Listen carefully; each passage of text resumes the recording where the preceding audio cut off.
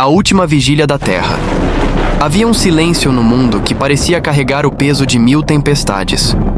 As cidades, antes iluminadas por arranha-céus e vozes, agora estavam tomadas por uma inquietação silenciosa. O céu havia mudado. O sol parecia mais distante. A noite chegava mais cedo, como se o tempo estivesse sendo dobrado por mãos invisíveis. As pessoas não sabiam explicar. Cientistas discutiam teorias. Líderes mundiais perdiam o controle. Mas nos corações mais sensíveis havia uma certeza quase instintiva. Algo estava vindo. Algo que não poderia ser interrompido. E enquanto o mundo lutava para continuar vivendo normalmente, o relógio divino caminhava firme para o dia em que Apocalipse 20 deixaria de ser profecia e se tornaria realidade. O dia em que a luz mudou. Era manhã quando o primeiro sinal apareceu. Uma luz intensa cruzou o céu, mas não era meteorito, nem aurora, nem qualquer fenômeno conhecido. Era como se o firmamento estivesse sendo rasgado de dentro para fora. Multidões pararam, drones caíram, transmissões ficaram instáveis. O ar pesou como se a atmosfera estivesse se curvando diante de uma presença invisível. Então, o céu ficou completamente silencioso. A terra estremece. A terra começou a vibrar, não como terremoto, mas como um eco que vinha das profundezas da criação. As montanhas tremiam, mas não caíam. Os oceanos se agitavam, mas não transbordavam. Era um estremecer de respeito. A criação reconhecendo o Criador. Pessoas olhavam ao redor sem entender.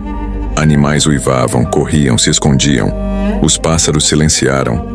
Era como se toda a natureza soubesse que o rei estava chegando. Quando o silêncio se tornou insuportável, uma fenda de luz se abriu nas alturas. Não era uma estrela, nem uma explosão, mas uma porta, uma entrada entre o eterno e o temporal. E então, ele apareceu.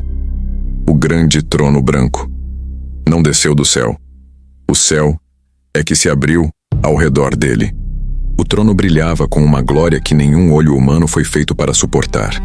Era tão puro, tão santo, tão absoluto, que muitos caíram de joelhos sem sequer perceber. Reinos, governos, poderosos e anônimos estavam diante dele, todos iguais, todos expostos, todos pequenos diante da eternidade. O que aconteceu a seguir foi indescritível. A terra começou a abrir suas entranhas. Tumbas antigas se partiram. Areias de desertos se moveram. O fundo dos mares se abriu. E então, eles vieram. Homens e mulheres de todas as eras, línguas, culturas e histórias se levantaram. Alguns com expressões de esperança, outros com terror estampado no rosto. Não havia distinção entre reis e servos, entre celebridades e desconhecidos. A morte não tinha mais domínio. A vida eterna havia sido convocada. Anjos se moveram com reverência ao redor do trono.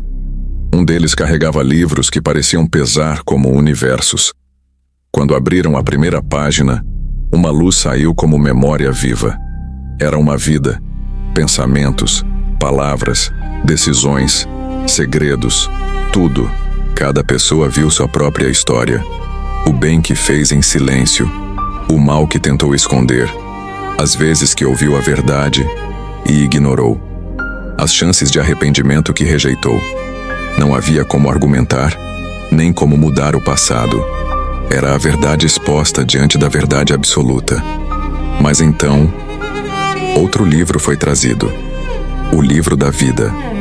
E quando seus nomes eram lidos, havia lágrimas de alegria, alívio e gratidão. Era como se suas almas finalmente respirassem depois de uma vida inteira. Então um ruído profundo ecoou nos céus. Não era humano, era ancestral, era maligno. O adversário de Deus, o grande enganador, foi trazido para o centro da eternidade. Não havia mais disfarce, não havia força, não havia glória. Ele estava reduzido ao seu verdadeiro estado, derrotado, impotente, desmascarado. E diante de toda a criação, ele foi lançado no lago de fogo, onde já estavam a besta e o falso profeta. A era da mentira terminava ali. Seu silêncio ecoou como vitória para os justos. e como terror para os que o seguiram. O veredito final. O trono brilhou mais uma vez. Era a hora do julgamento final. Os que não tinham seus nomes escritos no livro da vida foram entregues ao seu destino. Não como punição impensada, mas como consequência das escolhas de uma vida inteira recusando o chamado de Deus. Já os que estavam no livro, estes foram recebidos com uma glória indescritível e ouviram a voz que toda a alma deseja ouvir. Venham, benditos de meu Pai. A história dos últimos dias não é apenas uma revelação do fim, é um espelho para o presente. Apocalipse 20 nos ensina que o mal não terá a última palavra. Nada fica escondido diante de Deus. Cada escolha constrói eternidade. Há um livro em que apenas Deus pode escrever. A misericórdia esteve disponível até o último segundo. E, acima de tudo, o fim não será surpresa para quem já escolheu viver preparado. A eternidade não começa quando morremos. Ela começa quando decidimos quem seguimos e quem você deseja seguir. Temos livre-arbítrio. Nosso destino não é Deus quem escolhe, é decisão nossa. Meu conselho é que sua escolha seja a melhor e possa valer sua eternidade. Deus te abençoe. Compartilhe o vídeo para alerta de outras pessoas. E se inscreva no canal.